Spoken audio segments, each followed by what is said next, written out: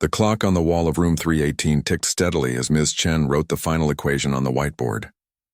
She stepped back, tucked a strand of hair behind her ear, and turned to face her advanced calculus class. 26 pairs of eyes stared back at her, some wide with interest, others already glazing over with that familiar afternoon fatigue. "All right, everyone," she said, tapping the marker against the complex problem she had just written. "This is what I'd like you to tackle for the last 15 minutes of class." A collective groan rippled through the room. It was Friday afternoon, and the students of Westlake High had their minds on weekend plans, not on solving multi-step calculus problems. I know. Ms. Chen laughed softly, but this is important. In fact, this particular problem is going to teach us something beyond just calculus. Ms. Chen had been teaching mathematics for nearly 15 years, but this year felt different. Technology had changed everything. Her students relied so heavily on calculators and computers that basic mental math skills were disappearing. Just last week, she'd watched in disbelief as Priya, one of her brightest students, had pulled out a calculator to multiply 17 by 2. This problem on the board was her response, a small rebellion against the calculator culture. She'd spent hours the night before crafting it, complex enough that everyone would assume a calculator was necessary, but with hidden pathways that made it solvable through clever mental techniques. She didn't expect anyone to actually solve it without technology. That wasn't the point. She just wanted them to recognize their dependence. "Here's the challenge," she continued, her voice taking on that special tone that made students sit up straighter. "You can solve this any way you'd like, but before you start, I want you to think about whether you actually need your calculator." Backpacks unzipped immediately as students reached for their calculators. Ms. Chen smiled to herself. This was exactly what she had expected. "Just remember," she added, walking slowly between the desks, "in the real world, understanding the approach is often more valuable than just getting the answer. Don't rush to punch in numbers until you've really thought about what the problem is asking." At the back of the room, Li Wei was already scribbling in his notebook, calculator untouched on the corner of his desk. Ms. Chen noticed but didn't comment. Li had transferred to Westlake just 3 weeks ago, and she was still trying to figure him out. His test scores were excellent, but he rarely spoke in class. Some teachers might have mistaken his quietness for disengagement, but Ms. Chen recognized something else in his careful attention. Not disinterest, but a different kind of focus. Across the room, Deepak raised his hand. "Ms. Chen, is this going to be on the test next week?" "Let's just say that understanding how to approach problems like this will definitely help you on the test," she replied with a knowing smile. "Now get to work, everyone. I'll be walking around if you need help." The classroom settled into the familiar rhythm of concentrated work, the soft clicking of calculator buttons, the scratch of pencils, the occasional whispered question between desk partners. Ms. Chen began her usual circuit around the room, pausing here and there to look over shoulders and offer quiet guidance. Diego and Zoe, seated near the windows, had their heads together, comparing calculator inputs and frowning at different results. Nearby, Tyler stared at his blank paper, twirling his pencil between his fingers, clearly waiting for inspiration to strike. "Try breaking it down into smaller pieces," Ms. Chen suggested as she passed his desk. "What's the first thing this problem is asking you to find?" As she continued around the room, she noticed that several students had made good progress, though all with calculators in hand. That was fine. She hadn't actually expected anyone to solve it without technology. The lesson would come at the end, when she would show them how the problem could be approached differently. When she reached the back corner, she noticed something unusual. Li was now several pages deep in calculations, his handwriting small and precise. What caught her attention wasn't just his progress, but the complete absence of calculator use. His desk held only his notebook, pencil, and a water bottle.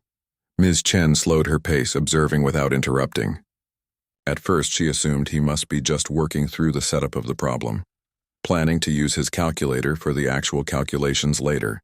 But as she glimpsed his work, she realized he was already halfway through the solution, computing complex decimals by hand. She felt a spark of genuine curiosity. In 15 years of teaching, she'd never seen a student voluntarily tackle this level of calculation without technological help. "How are you approaching this, Li?" she asked quietly, not wanting to draw attention from the other students. Lee looked up, startled, as if pulled from deep concentration. He blinked twice before focusing on her face. "Oh, I'm just solving it step by step," he said softly, his accent slight but noticeable. "Without a calculator?" Ms. Chen kept her voice neutral, not wanting to sound skeptical. Lee hesitated, glancing down at his work. "I don't really need one for this. It's faster for me this way." Ms. Chen felt a mixture of surprise and curiosity. She'd crafted this problem specifically thinking it would be tedious to compute by hand. "May I?" she asked, gesturing to his notebook. Lee nodded and slid it toward her. Ms. Chen's eyes widened slightly as she reviewed his work. Not only was he solving it without a calculator, but he was using an approach she hadn't considered, one that elegantly simplified the calculations by rearranging terms in a way that reduced the computational complexity. "This is fascinating," she said honestly. "Where did you learn to approach problems this way?" Lee's shoulders relaxed slightly. "My grandfather taught me. He never used calculators. He said they make your brain lazy." A timer chimed softly from Ms. Chen's desk at the front of the room. 5 minutes left, everyone," she announced, returning Lee's notebook with an encouraging smile. "Finish up where you are." As she walked back to the front of the classroom, Ms. Chen felt a strange mix of emotions. She had planned this lesson to show students their overdependence on technology, expecting everyone to reach for calculators. Finding a student who not only avoided the calculator, but seemed to thrive without it was both surprising and strangely moving.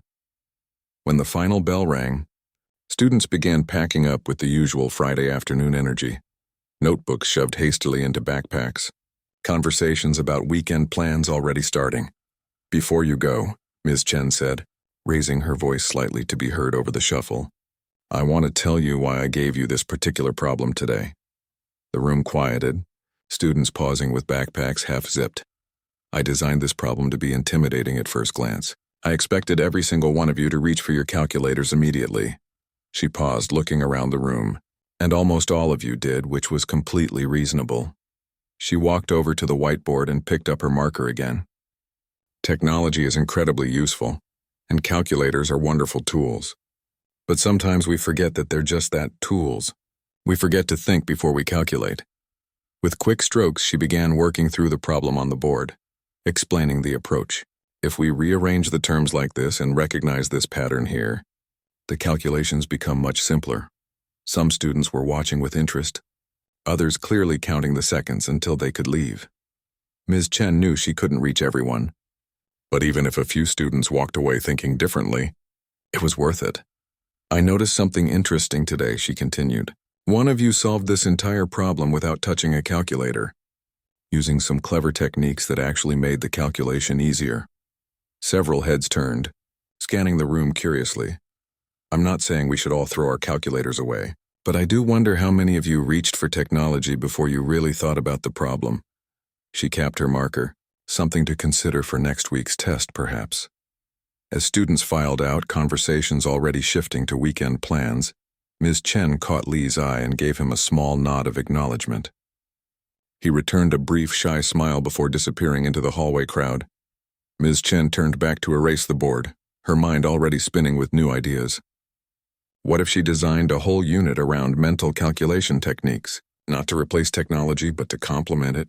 Perhaps Lee would be willing to share some of his approaches. The empty classroom was quiet now, except for the soft hum of the air conditioning. Ms. Chen gathered her materials, thinking about how teaching always surprised her. Even after 15 years, she had planned today's lesson to reveal one thing, only to discover something entirely different. That was the beauty of it. You never knew when a quiet student in the back row might completely change the direction of your thinking. She switched off the lights and closed the classroom door, the spark of a new teaching approach already taking shape in her mind. Monday's class was going to be very different than she had originally planned. Li Wei sat alone at the lunch table, carefully unwrapping the dumplings his mother had packed that morning. Around him, the school cafeteria buzzed with the usual midday energy. Students laughing, arguing about weekend plans, comparing notes on upcoming tests. 3 weeks at Westlake High, and he still felt like a visitor from another planet. He took a small bite, watching the social patterns unfold around him. Back home in Shanghai, he'd had a comfortable place in the school hierarchy. Not popular exactly, but known for his math abilities. Here he was just the new kid who didn't talk much. Is this seat taken? Lee looked up to see Nadia standing across from him, lunch tray in hand, eyebrows raised in question. He recognized her from calculus class. She sat 2 rows ahead, her hand always shooting up with questions. No, it's free, he said, moving his backpack to make room. Nadia sat down with a friendly smile. Those dumplings look amazing. My mom made them. Would you like to try one? Lee offered, surprised at his own boldness. Really? That would be great, thanks. She accepted a dumpling, taking a careful bite. Wow, that's delicious. Your mom's an amazing cook. Lee felt a small knot of tension loosen in his chest. This was the longest conversation he'd had with anyone since arriving at Westlake. So, Nadia said between bites of her cafeteria pizza, Ms. Chen was talking about you after class yesterday. Lee froze, dumpling halfway to his mouth. She was? Not by name or anything, Nadia clarified quickly. She just mentioned that someone solved that crazy problem without a calculator, and I saw her looking at your work. That was you, right? Lee nodded reluctantly. In his experience, standing out in school could go 2 ways, respect or ridicule. He wasn't sure yet which way the wind blew at Westlake. That's seriously impressive, Nadia continued. Everyone else was punching away at calculators like our lives depended on it. How did you do it? Lee shrugged, uncomfortable with the attention. It's just how I learned math. My grandfather taught me. He never used calculators. Your grandfather sounds cool, Nadia said, and she seemed genuinely interested rather than mocking. Is he a math professor or something? He was an engineer, Lee explained, warming slightly to the conversation. He grew up in a time when calculators weren't common in China. He learned all these mental math tricks and passed them down to me. Like what? Nadia leaned forward, pizza temporarily forgotten. Lee hesitated, then reached for his notebook. Like this, he said, writing down a complex multiplication. Most people would calculate this straight through. But if you rearrange it like this, his pencil moved quickly, showing how to break down the problem into manageable pieces. That's brilliant, Nadia said, studying his work. It's like you see patterns that the rest of us miss. Lee felt his face grow warm at the compliment. It's just practice, really. Well, I wish I could do that. Ms. Chen's test is next week and I'm freaking out a little. Lee looked at her thoughtfully. I could show you some tricks if you want. They might help with the test. Nadia's face lit up. Seriously? That would be amazing. And just like that, Lee found himself agreeing to a study session, as Nadia returned to her pizza, chatting easily about teachers and classes. Lee felt something shift, a tiny crack in the invisible wall that had separated him from everyone else since his arrival. The rest of the day passed in a blur of classes and hallway navigation. In English, they discussed a poem about belonging that struck Lee as painfully relevant.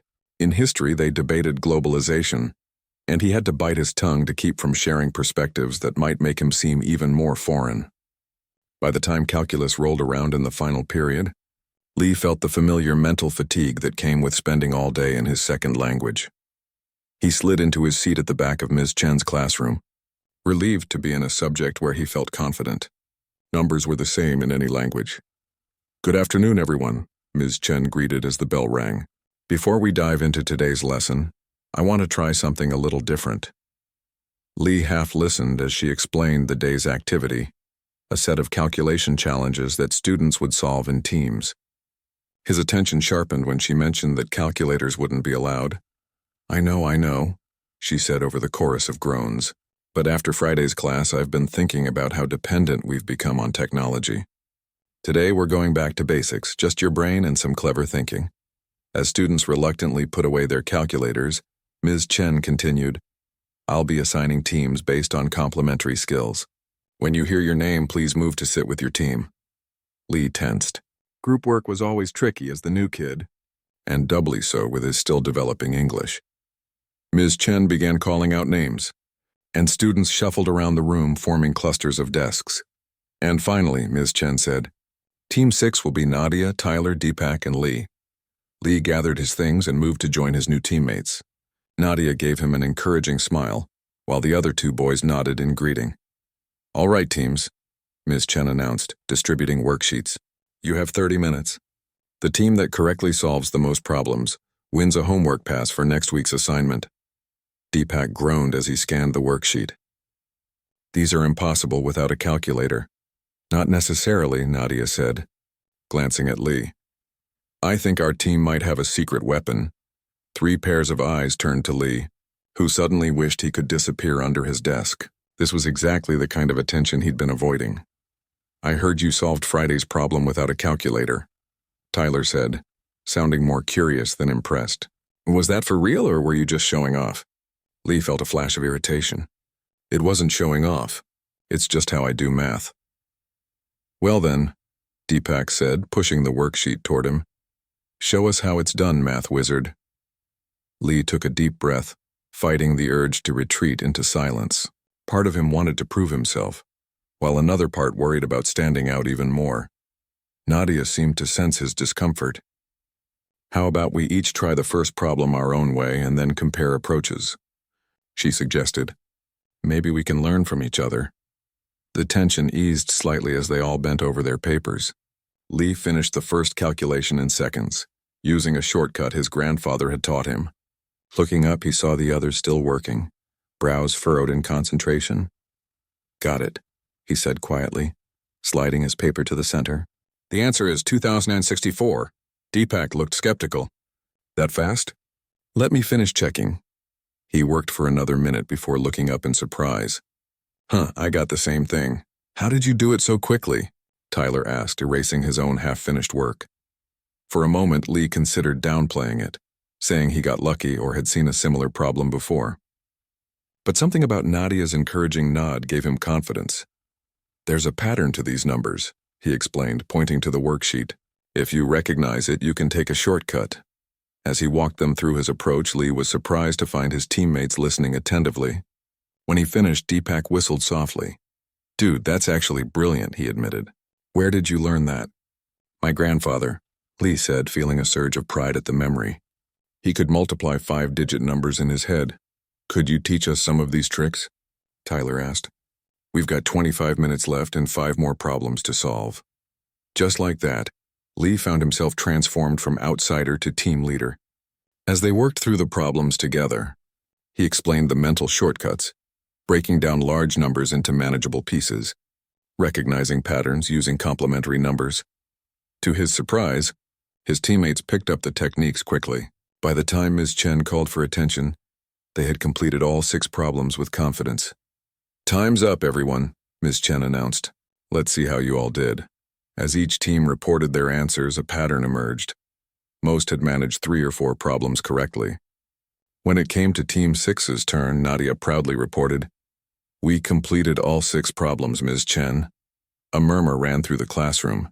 Ms. Chen raised her eyebrows, looking impressed but skeptical. All 6? That's excellent work. Can you walk us through your approach to the last problem? That was the most challenging one. Nadia looked at Lee, who felt a familiar flutter of anxiety at the prospect of speaking in front of the entire class. But his teammates were looking at him expectantly, and he realized with surprise that he wanted to share what he knew. Taking a deep breath, Lee stood and walked to the whiteboard. The key to this problem, he began, his voice quiet but steady, is recognizing that these numbers have a special relationship. As he wrote out the steps, explaining each one clearly, he felt the attention of the entire class. No one was checking phones or passing notes. All eyes were on his work. Even Ms. Chen was watching with undisguised interest, nodding as he demonstrated a particularly elegant simplification. So the final answer is 18,376, Lee concluded, capping the marker and turning to face the class. For a moment there was silence. Then Ms. Chen smiled broadly. Excellent explanation, Lee. That approach is remarkably efficient. She turned to the class. What Lee just demonstrated is exactly what I was hoping we'd discover today. That our brains are more powerful calculation tools than we give them credit for. As Lee returned to his seat, he noticed something had changed. Students who had never spoken to him before were looking at him with newfound respect. Deepak gave him a fist bump while Tyler was already asking about the next problem. Looks like Team 6 wins the homework passes, Ms. Chen announced as the bell rang. And I think we've all learned something valuable today about different approaches to problem solving. As students packed up to leave, several stopped by to ask Lee questions. Each interaction was brief but friendly, a stark contrast to the isolation of previous days. "That was amazing," Nadia said as they headed for the door. "You should definitely come to math club tomorrow." "They'd love your techniques," Lee hesitated. "I don't know. Just think about it," she said with a smile. "No pressure. But you've got a gift, you know. It would be cool to share it." As Lee walked to his locker, he felt oddly lighter. For 3 weeks, he'd tried to blend into the background, convinced that being different would only make school harder. But today, the very thing that made him different had also unexpectedly helped him belong. His phone buzzed with a text from his mother asking about his day. For the first time since starting at Westlake, Lee found himself typing. "School was good today. Really good, actually." He paused, then added, "I made some friends in math class." It wasn't quite true yet, but for the first time, it felt like it could be.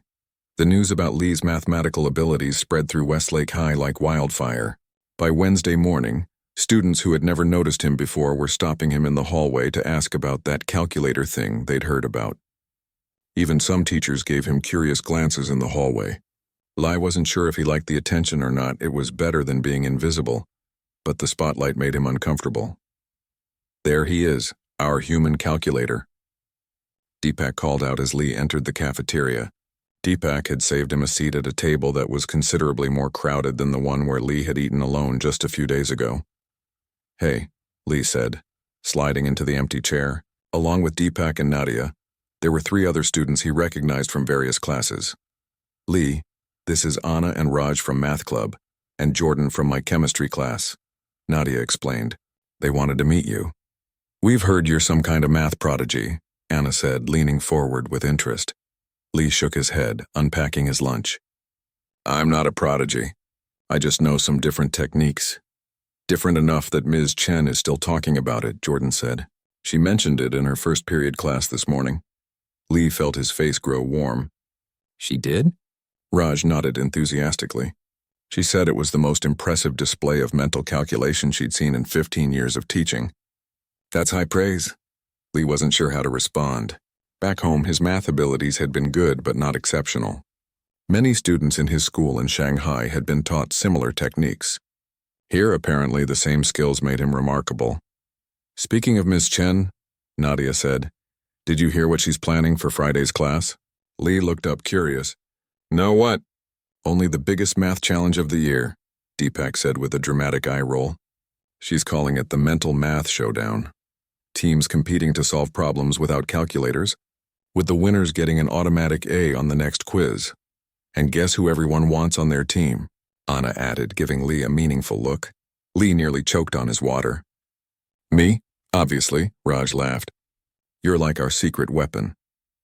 The conversation shifted to strategies for the upcoming competition, with everyone offering opinions about the types of problems Ms. Chen might include. Lee listened more than he spoke, still adjusting to being part of a group after weeks of solitude. As lunch ended and they gathered their things, Nadia hung back. "You okay?" she asked quietly. "You seem a little overwhelmed." Lee hesitated, then decided to be honest. "It's strange. 3 days ago, nobody knew I existed. Now everyone's talking about me because of math." Nadia nodded understandingly. "High school works like that sometimes. But for what it's worth, I think it's cool that you're being recognized for something that actually matters, not just for being good at sports or having the right clothes." Lee smiled slightly. "I guess. I just don't want to be known as the calculator guy forever." "Well, what else are you interested in?" "Besides being a math genius, I mean." Lee thought for a moment. "I like photography and cooking. My mom's been teaching me traditional recipes. See? Not just a one-dimensional calculator guy," Nadia said with a grin.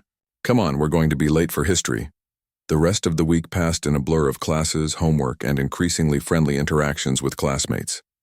Lee found himself invited to join the math club, which met on Thursdays after school.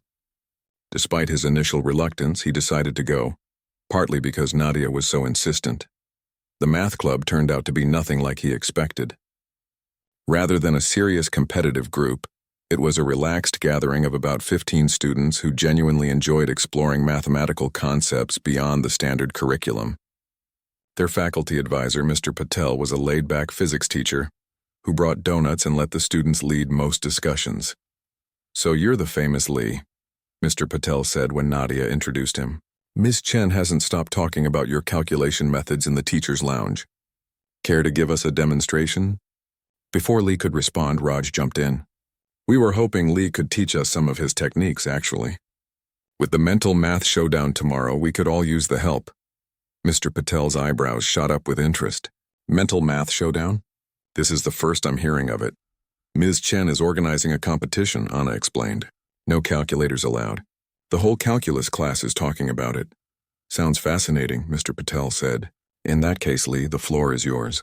We'd love to learn whatever you're willing to share." Lee found himself standing before the group, marker in hand, at the small whiteboard in the corner of the classroom. For a moment, stage fright threatened to overwhelm him. But then he caught Nadia's encouraging smile from the front row. "Okay," he began, uncapping the marker. "The first thing my grandfather taught me was that calculation is about seeing patterns, not just following procedures." To his surprise, once he started explaining, his nervousness melted away. The math club members were the perfect audience, interested, engaged, and quick to grasp new concepts. They asked thoughtful questions and seemed genuinely impressed by the techniques he demonstrated. "This is revolutionary," Mr. Patel said when Lee finished his explanation of a particularly clever shortcut for squaring numbers. "These methods should be part of our regular curriculum." "They are in many countries," Lee said, growing more confident. "My grandfather said these techniques have been used in China for centuries." "Yet another example of how our educational system could learn from others," Mr. Patel mused. "Lee, would you consider doing a more formal presentation sometime? Perhaps for the math department faculty?" Lee blinked in surprise. "Me? Present to teachers? Why not? These methods clearly work. Ms. Chen is already incorporating some of your approaches into her teaching, from what I hear." The idea was both terrifying and strangely appealing. Lee had never thought of himself as someone who could teach others, and especially not adults. "I'll think about it," he said carefully. When Friday finally arrived, the atmosphere in Ms. Chen's classroom was charged with excitement. Students chatted animatedly as they entered, discussing strategies and placing friendly bets on which team would win the competition. Ms. Chen had rearranged the desks into clusters, with large sheets of paper taped to the wall behind each group. "Welcome to our first ever mental math showdown," she announced once everyone was seated. "I've been so impressed by the renewed interest in mental calculation techniques this week that I decided we should make it into an event." She explained the rules. Teams would work together to solve a series of increasingly difficult problems without calculators. Solutions would be written on the wallpapers for all to see.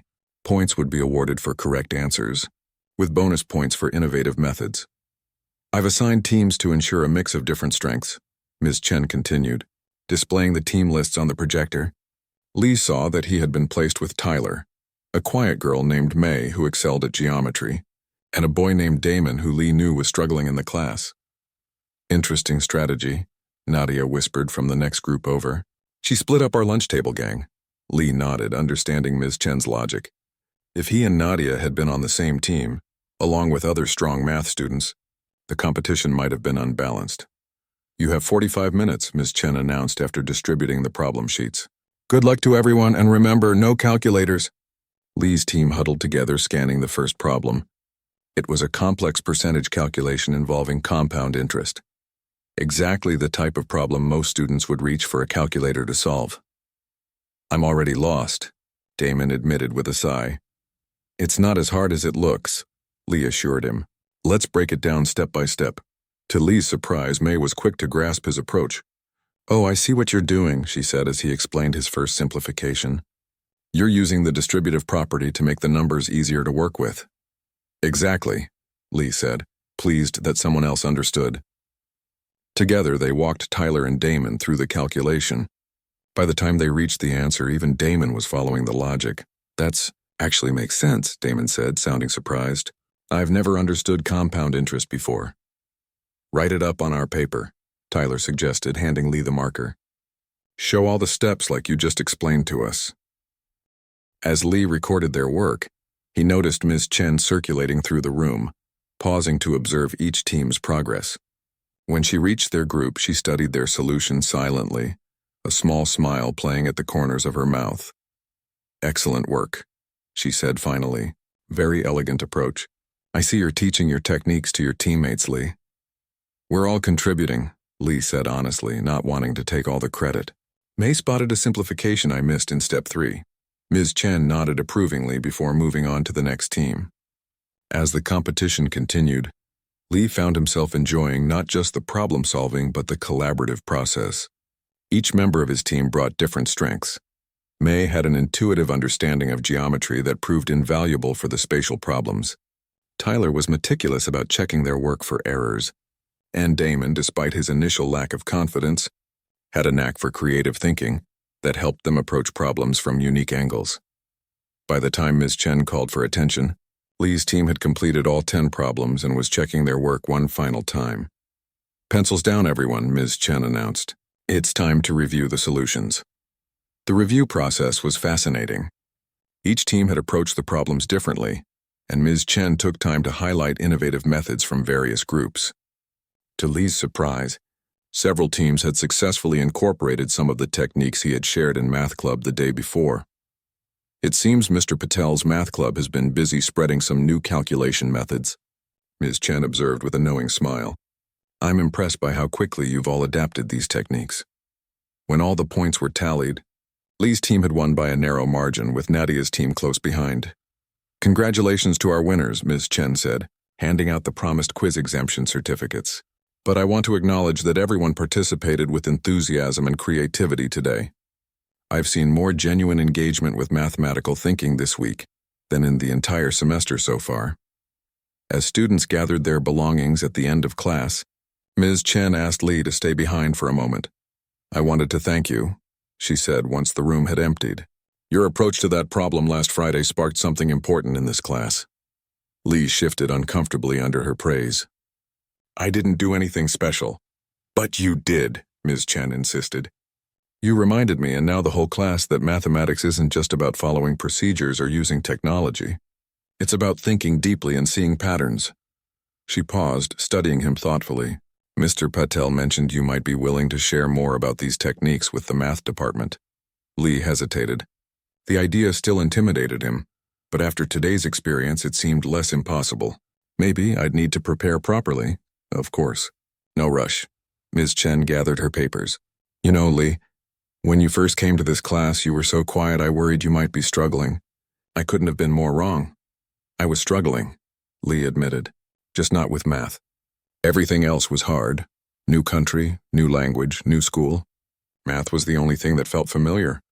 Ms. Chen nodded understandingly. "And now?" Lee thought about the past week, the lunch table conversations, the math club meeting, today's competition. "It's getting better," he said honestly. "A lot better. I'm glad to hear it." Ms. Chen smiled warmly. "You have a gift, Lee. Not just for mathematics, but for explaining complex ideas clearly. That's much rarer than you might think." As Lee left the classroom, he found Nadia, Deepak, and several others waiting in the hallway. "There's our champion," Deepak called out. "We're heading to the pizza place across from school to celebrate the end of the week. You coming?" 6 weeks ago in Shanghai, Lee had been surrounded by friends he'd known since childhood. 4 weeks ago in Westlake, he'd been completely alone, and now somehow he was being included, not despite his differences but because of them. "Sure," he said, falling into step beside them. "I'm in." As they walked through the school doors into the bright afternoon sunlight, Lee felt something shift inside him. A quiet certainty that perhaps belonging wasn't about fitting in, but about finding the people who appreciated you for exactly who you are. 3 weeks after the mental math showdown, Lee sat at his desk staring at the email from Ms. Chen. The subject line read, "Math Department Presentation, Invitation," and the message invited him to share his calculation techniques with the entire mathematics faculty at their monthly meeting. "It's a wonderful opportunity," his mother said, reading over his shoulder. "Your grandfather would be so proud." Lee nodded, but uncertainty gnawed at his stomach. What if they don't find it useful? "These are professional teachers, Mom. I'm just a student." His mother sat down beside him, her expression softening. "Do you remember what Grandfather always said about mathematics? That it's a language everyone can speak regardless of where they're from," Lee recited. It had been his grandfather's favorite saying. Exactly. She squeezed his shoulder gently. Knowledge doesn't belong to any one country or culture. If these techniques helped you, they can help others too. Lee thought about it for a long moment, then clicked reply and began typing his acceptance. The next day at school, he sought out Ms. Chen during lunch break to discuss the presentation. I'm thinking we should keep it practical, Ms. Chen suggested as they talked in her empty classroom. The teachers will want techniques they can actually use with their students. I made some notes last night, Lee said, pulling out his notebook. I thought I could focus on 5 key methods that work for different types of problems. Ms. Chen glanced through his outline, nodding approvingly. This is excellent, Lee. Very well organized. She paused, looking up at him. Are you nervous about presenting? Lee managed a small smile. Terrified, actually. That's perfectly normal, she assured him. But I've seen how clearly you explain these concepts to your classmates. You have a natural talent for teaching. I've never thought of myself as a teacher before. Sometimes the best teachers are the ones who don't realize they're teaching, Ms. Chen said. Like your grandfather. He taught you these methods simply by sharing what he loved, right? Lee nodded, struck by the comparison. He had never thought of his grandfather's patient explanations as formal teaching. It had just been their special time together, working through puzzles and calculations at the kitchen table after dinner. Maybe I could approach it that way, he said thoughtfully. Just sharing what I know, the way he shared with me. Perfect, Ms. Chen agreed. The presentation is next Wednesday after school. We'll set up in the library conference room. As Lee left the classroom, his phone buzzed with a text from Nadia. How'd it go with Ms. Chen? Are you doing the teacher presentation? He quickly replied, yes, next Wednesday. Still freaking out a bit. Nadia's response came immediately. You'll be amazing. Math club can help you practice this Thursday if you want. Lee smiled at his phone. 2 months ago, he hadn't known a single person at Westlake. Now he had friends offering to help him prepare for a presentation to teachers. Life could change so quickly, Thursdays. Math club meeting turned into an impromptu rehearsal for Lee's presentation. Mr. Patel cleared the usual agenda and gave Lee the full hour to practice his material. Just treat us like we're the math department, Anna suggested. We'll ask questions like teachers would. Lee had spent hours refining his explanations, creating clear examples, and even preparing handouts with practice problems. As he walked through his first calculation technique, a method for squaring numbers ending in 5, he felt his initial nervousness giving way to enthusiasm. This is brilliant stuff, Mr. Patel commented after Lee demonstrated a particularly elegant shortcut. Where did your grandfather learn these methods? Some from his own teachers, Lee explained. Others from old Chinese mathematical texts, and some he figured out himself over years of practice. It's fascinating how different cultural approaches to mathematics can complement each other, Mr. Patel observed.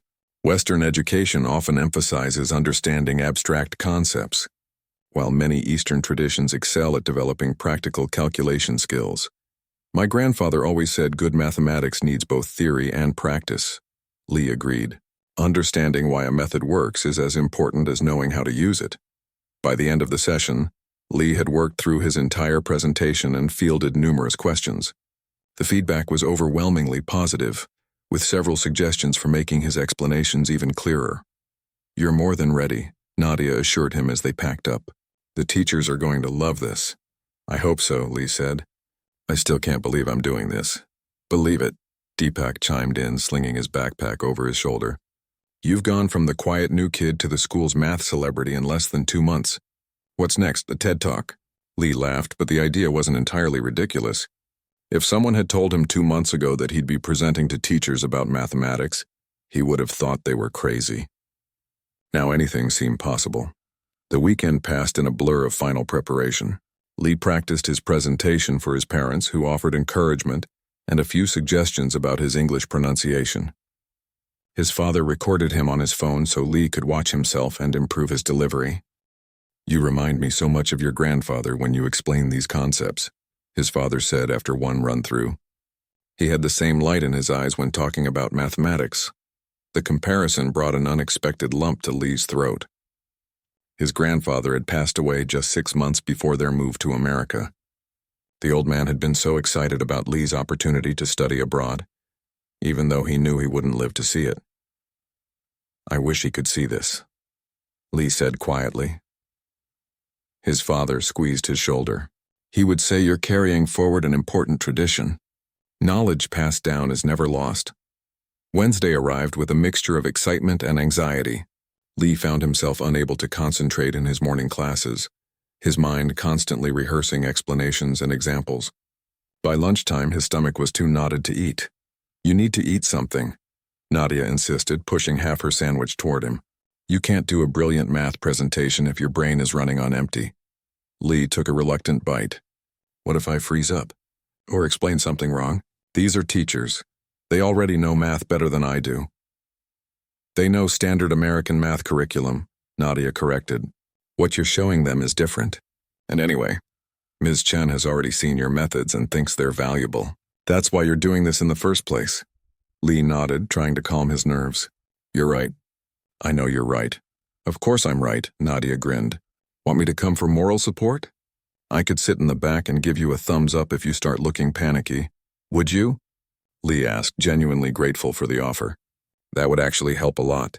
Consider it done. I'll bring Deepak too. He's been telling everyone about your presentation like you're some kind of math rock star. The rest of the day crawled by with excruciating slowness. In calculus, Ms. Chen gave Lee an encouraging nod but otherwise treated the class normally, for which Lee was grateful. The last thing he needed was more attention drawn to the afternoon's presentation. When the final bell rang, Lee headed to the library conference room to set up. Ms. Chen was already there, arranging chairs in a semicircle. Perfect timing, she said as he entered. The projector's all set up for your slides, and I've put your handouts on each chair. We're expecting about 15 teachers. Lee nodded, his mouth suddenly dry. 15 teachers, all looking at him, evaluating his methods, judging his explanations. He took a deep breath, trying to center himself. You're going to do wonderfully, Ms. Chen assured him. Just be yourself and share what you know. Within 15 minutes, the room began filling with teachers. Lee recognized some from his other classes. Mr. Rivera from history, Dr. Lewis from physics, Ms. Patel from algebra. Others were unfamiliar, but all greeted him with friendly interest. From the back of the room, Nadia and Deepak slipped in quietly, giving him encouraging thumbs up. Their presence was oddly comforting, a reminder that he wasn't alone. At exactly 3:30, Ms. Chen called the meeting to order. Thank you all for coming today. As I mentioned in my email, we have a unique opportunity to learn some alternative approaches to mental calculation from one of our students. Li Wei transferred to Westlake this year from Shanghai and has brought with him some remarkable mathematical techniques that I believe could benefit our students. She turned to Lee with an encouraging smile. Lee, the floor is yours. Heart-pounding, Lee stepped to the front of the room. He had prepared an opening about the history of these techniques, but looking at the interested faces before him, he decided to take a different approach. Before I explain these methods, he began, I'd like to show you what they can do. He turned to Mr. Rivera, his history teacher. Mr. Rivera, could you give me a 3-digit number, please? Mr. Rivera looked surprised, but played along. 847. And another 3-digit number? They prompted. 329. Lee took a breath, focused for a moment, then said, the product is 278,663. The room was silent. Then Dr. Lewis pulled out her phone, punched in the calculation, and looked up in astonishment. That's correct. You did that in your head? Lee nodded. Using one of the techniques I'll be showing you today. He turned to another teacher. Would anyone like to try another example? For the next 5 minutes, Lee fielded calculation challenges from the teachers, demonstrating the speed and accuracy of mental calculation. With each correct answer, he could feel the energy in the room shifting from polite interest to genuine curiosity. That's remarkable, Mr. Patel said after Lee squared a 3-digit number in seconds. How are you doing this? That's what I'm here to explain, Lee said, finding his confidence growing. He moved to his prepared slides and began walking through the first technique, a method for multiplying numbers close to 100. As he explained each approach, showing examples and working through the steps, Lee was gratified to see the teachers taking notes and asking thoughtful questions. These weren't just polite nods. They were genuinely engaged with the material. What I particularly appreciate, said Ms. Jackson, who taught geometry, is how these methods help students understand number relationships, not just memorize procedures. Exactly, Lee agreed, warming to his subject. My grandfather always said that calculating quickly isn't about tricks. It's about truly understanding how numbers work together. For nearly an hour, Lee led the teachers through 5 different calculation techniques, each building on the previous one. He demonstrated shortcuts for squaring numbers, multiplying numbers with shared digits, finding percentages without a calculator, and more. Throughout his presentation, he found himself telling stories about learning these methods from his grandfather, the patience with which the old man had guided him, the real-world problems they had solved together, the pride he had felt mastering each new technique. My grandfather believed that good mathematics should be both beautiful and useful, Lee said as he concluded. These calculation methods are practical tools, but they also reveal the elegant patterns hidden within numbers. When he finished, the teachers applauded warmly. Several immediately began discussing how they might incorporate these techniques into their own classes. This is exactly the kind of cross-cultural mathematics exchange we should be encouraging, Dr. Lewis said enthusiastically. Lee, would you be willing to visit my physics classes and show some applications specific to our formulas?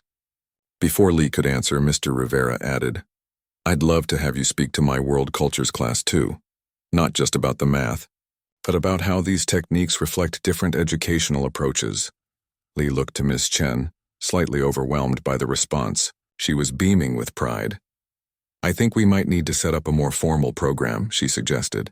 Perhaps Lee could work with interested teachers to develop lesson plans incorporating these methods, and then help introduce them to students. The idea of an ongoing role helping teachers develop materials was both flattering and intimidating.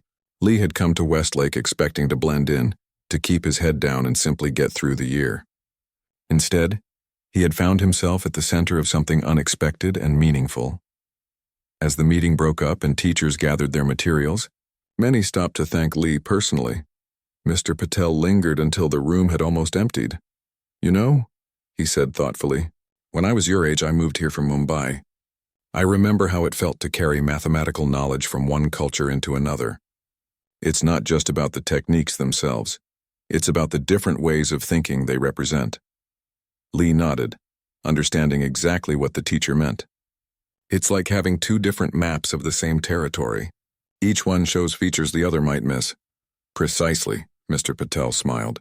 And that's why what you're doing is so valuable. You're helping build bridges between those different maps.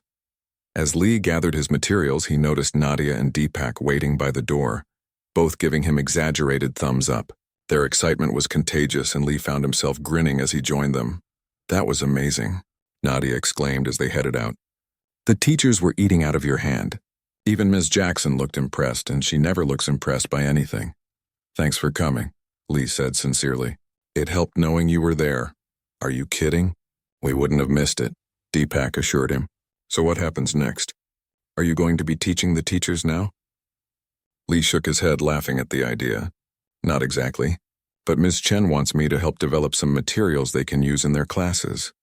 That's huge, Nadia said, as they pushed through the front doors into the afternoon sunlight. You're officially changing the way math is taught at Westlake. All because you solved one problem without a calculator. Lee hadn't thought of it that way, but she was right. One small moment in class had somehow set off a chain of events that no one could have predicted. He thought about his grandfather, who had spent countless hours teaching him these methods at their kitchen table. The old man could never have imagined that his teaching would travel across the world to influence an American high school. Sometimes the smallest things make the biggest difference, Lee said, looking back at the school building thoughtfully. You just never know which ones they'll be until later.